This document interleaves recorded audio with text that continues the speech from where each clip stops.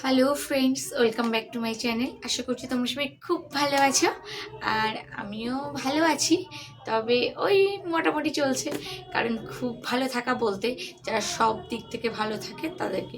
আর আমার তো সবসময় টেনশন আমার পিছু ছাড়ে না, মানে আমি টেনশনকে ছাড়তে চাইলেও টেনশন আমাকে বলে তোকে আমি ছাড়বো না। পরিষ্কার কথা, আমি তোর পিছনে মনমাট লেগেই থাকবো, এরকম একটা ব্যাপার। তো যাই হোক, আজকের ভিডিওটা কী টপিকে সেটা তোমরা এতক্ষণ নিশ্চয়ই বুঝে গেছো থাম্বনেল দেখে। আর আমি সেই বিষয়েই তোমাদের সাথে ভিডিও শেয়ার করতে এসেছি। এটা আমার সম্পূর্ণ আমার লাইফের প্রেগন্যান্সি জার্নি, এবং আমার লাইফে প্রেগন্যান্সি জার্নি এতটা ভয়াবহ হবে আমি এটা নিজেও ভাবিনি। কারণ অনেক কিছু আনএক্সপেকটেশন ছিল, সেগুলো মানে চলে এসছে, মানে না চাইতেই অনেক বেশি কষ্ট পেয়েছি, অনেক কিছু। তো এগুলো যাই হোক, আজকে কষ্টের কথা বলবো না, আজকে বলবো আমার প্রেগন্যান্সি জার্নিটা কেমন ছিল। তো আমি প্রথমে বলি আমি কেন রক্তবমি করতাম। এবার রক্তবমি কেন করতাম সেই উত্তর আমার কাছেও নেই, আর ডক্টরের কাছেও ছিল না। যে একটা সাধারণ প্রেগনেন্সি আমি সাধারণভাবেই কনসেপ্ট করেছিলাম, তাহলে কেন আমি রক্তবমি করতাম। তো হঠাৎ করেই আমার যখন ডাক্তার ফলিক অ্যাসিড শুরু করে, মানে ফলভিটা যেটা ফলিক অ্যাসিড বলে, তো ওই ট্যাবলেটটা যখন শুরু করে তখন আমি প্রায় 3 মাস, তো প্রায় 3 মাস থেকে যখন শুরু করে তখন থেকে শুরু হয়ে যায় যে আমার বমি। এবার আমি বুঝতেই পারতাম না এই বমিটা আমার কোত্থেকে এলো। সকলেরই নর্মাল বমি হয়, সবাই সেটা জানে, আর আমার রক্ত বমি হতো। আমি নিজেই দেখে ভয় পেতাম যে আমার পেটে বাচ্চাটা হয়তো নষ্ট হয়ে গেছে, এরকম কিছু, মানে এমন কিছু কিছু ভয় লাগতো যে সেই কথাগুলো না মুখে বললে খুব বাজে হবে। তো যাই হোক, তোমরা বুঝে নাও সেই কথাগুলো আসলে কেমন কেমন মনে হয়। একটা মায়ের সাথে যখন এরকম এরকম ঘটনা ঘটে, তখন মনে হয় আমার বাচ্চাটা কি নেই, নাকি সব শেষ হয়ে যাচ্ছে, এরকম কিছু।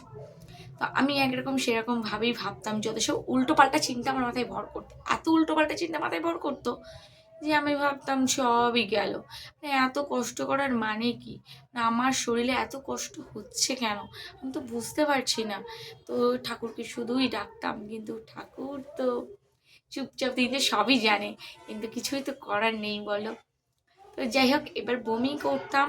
তো ডাক্তারকে বললাম, আমি কিছুই খেতে পারতাম না, জলটা পর্যন্ত খেতে পারতাম না। গিলতে গেলে না গলা পুরো মানে চোখ ফেটে শুধু জল বেরোতো, এত কষ্ট হতো। তারপরে আস্তে আস্তে আস্তে আস্তে আমি ওটাতে কন্টিনিউ করতে পারলাম। বললাম ঠিক আছে, তাহলে আর সমস্যা হবে না।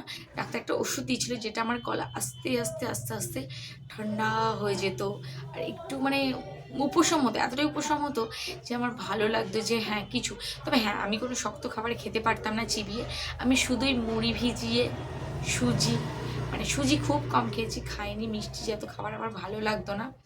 তো ওই মুড়ি ভিজিয়ে, বিস্কুট ভিজিয়ে, মানে সেই ঝোল করে খেতাম, মানে এমনটা ঝোল করে, মানে অনেকের হয়তো ঘিন্না ঘিন্না লাগবে, এত বাজেভাবে খেতাম। তো এইভাবেই চলেছে। তো কেন বমি করতাম তার কোনো উত্তর আমার কাছে আপাতত নেই। তো এবার নেক্সট, প্রেগনেন্সিতে কি রক্ত বমির সমস্যা বাড়ায়?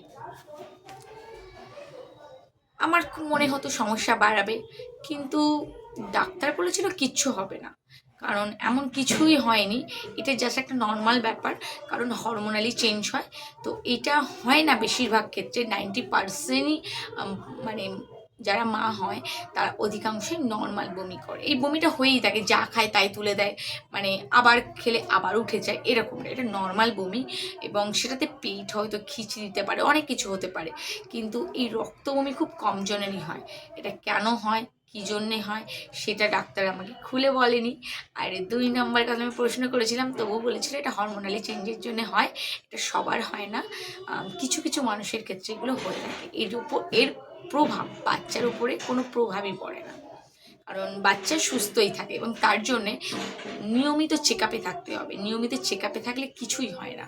নিয়মিত চেক আপ বলতে কেমন, ধরে নাও তোমার 2 সপ্তাহে অনেক বমি হচ্ছে, অনেকটা, তুমি ভাবছো 1 মাস পরে যেতে বলেছে ডাক্তার, 1 মাস পরে যেতে, কিন্তু সময় যাচ্ছে, তুমি এদিকে ব্যাপারটাকে জিরিয়ে রেখেছো, বমি করে করে শেষ, তোমার শরীরের ওয়েট একদম কমে গেছে এবং তুমি জল কিছুই খেতে পারছো না, যাই করছো রক্ত বমি হয়ে হরহর করে বেরিয়ে যাচ্ছে। তখন তুমি কি করবে?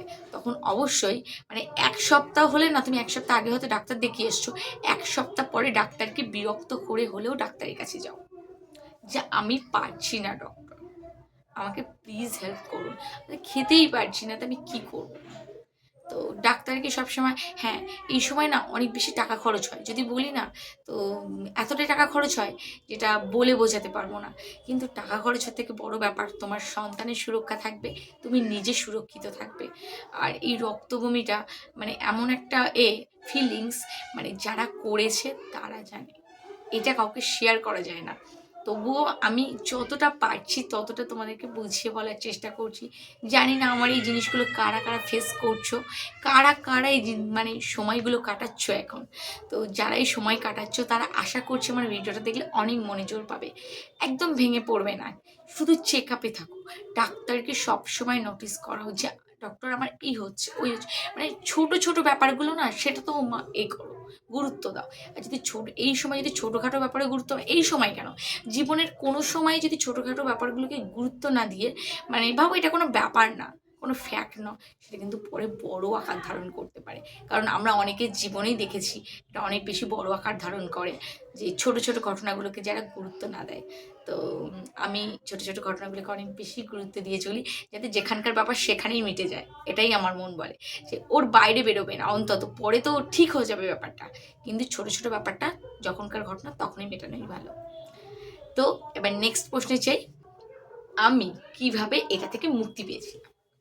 তো আমি এগুলো খাতায় লিখে নিয়েছি, আমার মনে থাকবে না, তো তাই জন্যেই মানে যেগুলো আমি থাম্বনেলে দিয়েছি না ওই রকমভাবেই কন্টেন্ট করে, মানে ওরকমভাবে লিখে লিখে আমি তোমাদেরকে অ্যান্সারগুলো করি, যাতে তোমাদেরও বুঝতে সুবিধা হয়। তো আমি কিভাবে মুক্তি পেয়েছিলাম সেটা তো একমাত্র ওষুধ। হ্যাঁ আমি সেই সময়গুলো না মানে ক্যালসিয়াম, আয়রন, এগুলো ওষুধগুলো মেনটেন করতাম, কিন্তু তার মধ্যে কোনো 1-2 দিন অবশ্যই গ্যাপ পড়ে যেত। মানে এমন হতো না যে আমি 1-2 দিন মিস ঠিকই করে যেতাম, মানে আমি পারতাম না, শরীর এতটাই ভেঙে পড়েছিল যে আমি শুধুই মনে হতো শুয়ে থাকি শুয়ে থাকি, এরকম একটা ব্যাপার। তো যাই হোক, আমি যেভাবে মুক্তি পেয়েছিলাম, আমি চুপচাপ মোটামুটি থাকতাম, মানে কারোর সাথে কথা তো বলতে পারতাম না, ভালো করে ঢোক গিলতে পারতাম না, জলটা খেতাম কাঁদতে কাঁদতে একান্তই। তো আর ডাল, মোটামুটি ডালের জল খেতাম, কিন্তু সেই গেলাটা যে কি কষ্ট ছিল সে আর তোমাদেরকে ভাষায় বর্ণনা করা যাবে না। তো এখান থেকে এতটা মনে হতো আমার সব শেষ হয়ে গেল, আমার পুড়ে গেছে, গলার মধ্যে কেউ অ্যাসিড ঢেলে দিয়েছে, এমন একটা ব্যাপার। তো প্রচণ্ড কষ্ট হয়েছে। তো এই কষ্টের মধ্যে দিয়েও একটাই জিনিস ছিল, যখন বাচ্চা তখন মুভিং করতো না খুব একটা, তখনও ভাবতাম যে আছে তো মানে এরকম একটা অনুভূতি। তো ভাবতাম যে ডাক্তার যতক্ষণ বলেছে যে হ্যাঁ কোনো কিছু সমস্যা নেই, সবই ঠিক আছে, একদম ঠিক আছে, মানে মন সান্ত্বনা দিতাম এইভাবেই, কিন্তু নিজের মনে সবসময় মনে হতো যে কিছু তো একটা ঘটছে, না হলে আমি এত কেন বমি করছি, এত কেন চলছে। তো উল্টোপাল্টা চিন্তা তো অবশ্যই করতাম, যে সব মনে হয় শেষ হয়ে গেল, আমাকে লোকে কত কথা বলবে, কত কথা শুনতে হবে, বিশেষ করে মানে বলে না পরের বাড়ি থেকে অনেক বেশি কথা শুনতে হয়। তো সেইগুলো বেশি শুনবে, আর তার উপরে আমার মা নেই, আমাকে তো শুনিয়ে শুনিয়ে কান থেকে জাস্ট রক্ত বার করে দেবে, কিচ্ছু করার নেই। তখন বলবে মেয়েটা না কুচু, এই সেই হ্যানা ত্যানা, ঠিক হয়েছে, বাচ্চা নষ্ট হয়ে গেছে, এইসব কত কথা। আর জানো তো তখন মানে নিজে ভুল না করলেও হয়তো প্রকৃতির নিয়মে যদি কোনো বাচ্চা কারোর গর্ভে নষ্ট হয়ে যায়, তাহলে সেই মেয়েটাকেই বারবার দোষারোপ করা হয়। কিন্তু সেটা কেন হচ্ছে, কী জন্যে হচ্ছে, বাড়ির ফ্যামিলির লোকেদের গাফিলতির জন্য হচ্ছে কি না, বারবার ডাক্তার যেমন দেখাতে যাওয়ানোর কী আছে, এইসব নানা কথা, এত টাকা কোত্থেকে আসবে, আমাদের বেলায় নর্মালি হতো, এত কিছু, এত গসিপ শুনতে শুনতে না মানে সেই মেয়েটাই ক্লান্ত হয়ে যায়। তখন বলে যে থাকবে দেখাবো না, মানে একরকম রাগ করেই না, কিন্তু এই সময় আমি বলবো অন্তত হাত জোর করে তোমাদের সবার কাছে, ফ্যামিলির উপরে রাগ করে কখনোই কখনোই নিজের বাচ্চার জীবন ঝুঁকি নেবে না, যাই হয়ে যাক। পারলে এখন তো আমার মনে হয় অনেকেরই অর্থের সমস্যা আছে, অনেকেরই আছে, কিন্তু তবুও পারলে না বাবা মা আছে তাদেরকে বলো। কিন্তু তারা কিছু না কিছু ব্যবস্থা ঠিকই করবে নিজের বাচ্চার মুখের দিকে তাকিয়ে। কিন্তু অন্তত এদের খারাপ কথাবার্তা শুনে না নিজে কখনোই বলবে না যে আমি আমার বাচ্চার চিকিৎসা করাবো না, আমি ডাক্তার দেখাতে যেতে চাই না, যেমনভাবে হয় হবে, বা যেমন এটা আমার যেমন চলছে চলুক, শারীরিক কন্ডিশন আমার দেখার দরকার নেই, মানে এই সব। তারপরে হেলথ চেক আপ এসবগুলো সব বন্ধ করে দেবে না। তুমি জানবে এদের কথা শুনে তুমি মাটিতে ভাত ঢেলে খাবে, তো তোমার সব থেকে বেশি ক্ষতি হবে। এদের কিচ্ছু হবে না, কারণ তুমি মরে গেলে এরা শুধু লোক দেখানে কিছু নাটক করবে, তারপরে বলবে আমরা কত বলতাম কিন্তু একবারও ডাক্তার দেখাতে যাইনি। কিন্তু আসল ঘটনা তো তুমি জানতে, কিন্তু তুমি তো মরে গেছো, তুমি তার কথা বলতে পারবে না। এইরকম।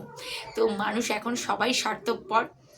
নিজের হাজব্যান্ডকেও বিশ্বাস করা যায় এমন কোনো কথা বলবো না, কারণ অনেকেই হাজব্যান্ড অনেক পজিটিভ, কিন্তু অনেকের হাজব্যান্ড এত মানে সবসময় ফ্যামিলি ফ্যামিলি, বাবা কি বলছে মা কি বলছে এটা শুনেই চলবে, তোমার ওরকম কোনো কথা শোনা যাবে না, এরকম এরকম যারা না অনেক বেশি অসহায় বোধ করে।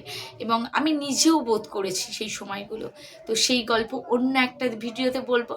কিন্তু এই গল্পটা হলো যারা মেনলি রক্ত বমি করো তাদের জন্যে, মানে করছো, যাদের হয়তো সাপোর্টেড দেওয়ার মতো কেউ নেই, আমার এই ভিডিওটা শুধুমাত্র তাদের জন্যে, যে তারা এইটা নিয়ে একদম ভয় পাবে না। আর যাদের সাপোর্ট দেবার কেউ আছে তাদেরকে একটাই কথা বলার, যে তোমরা মানে সাপোর্ট তো পাচ্ছ, মেন্টালি সাপোর্ট পাওয়া মানে অনেক বড় পাওয়া, মানে এর থেকে বেশি কিছু হয় না।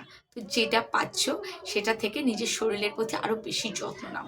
আর যে সাপোর্ট পাচ্ছ না সে নিজের শরীর যত্ন নেবে, বাচ্চার কথা ভাববে, আর নিজের কথা ভাববে। কারণ এই পরের বাড়ি তোমার সাথে একটা দিন নাও থাকতে পারে, হাজব্যান্ড নাও থাকতে পারে, কিন্তু তোমাকে তো বেঁচে থাকতে হবে পৃথিবীতে। আর এই বাচ্চাটাকেও সুস্থভাবে তোমাকে বড় করতে হবে, এটা তোমার দায়িত্ব।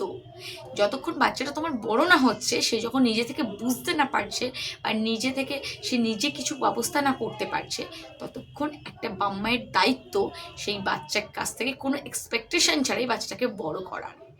এটা আমরা মানে আমার তো মনে হয় এটা সম্পূর্ণ একটা দায়িত্ব, কারণ সেই বাচ্চাটা তো নিজে থেকে আসেনি, বাচ্চাটাকে আমরাই দুজনে মিলে পৃথিবীতে এনেছি। তাহলে দুজনে মিলে যখন, কারণ একা থেকেও বাচ্চা তৈরি করতে পারে না, দুজন মানুষের সংস্পর্শে না আসলে কখনো বাচ্চা তৈরি হয় না। তো সেই দিক থেকে আমার মনে হয় যে অবশ্যই যখন তোমার একার উপরে সব কিছু ছেড়ে দেবে না, তখন তুমি আস্তে আস্তে মানুষও চিনতে শিখবে, আর নিজেও অনেকটা শক্ত মনের হয়ে যাবে। তখন আর তোমার কাউকে মনে হবে না যে আমার বাচ্চা মানুষ করার জন্য একে দরকার ওকে দরকার, আমার ডাক্তার দেখানোর জন্য। আর এখন তো অনেক রকমভাবেই মানে বাবা মায়েরা অনেক প্রচুর সাপোর্ট করে, বিশেষ করে মেয়ের বাবা মারা, তাদেরকে মানে ধন্যবাদ দিয়ে ছোট করব না, মানে এত সাপোর্ট করে। নিজেদের অর্থ কষ্ট থাকলেও না সব সময় বলে যে তুই বাবা আমার কাছে থাক, আমার কাছেই কর, কিন্তু কখনো ফেলে দেয় না। কিন্তু এটা পরের বাড়ি করে থাকে যে না বাবা আমরা কষ্ট করব, 9 মাস আমরা বইবো, এর থেকে বাবা বাপের বাড়ি যাক, বাপের বাড়ি কি কষ্ট করব। আমার এরকম কেউ ছিল না। তো আমার যেহেতু মানি, আর আমি নিজেও একটা কাজ করি, তো আমার মনের অসম্ভব জোর ছিল। আমি ভেঙে পড়েছিলাম ঠিকই, কিন্তু আমার মেন্টালিটি সাপোর্ট দেওয়ার জন্য অনেক মানুষ ছিল।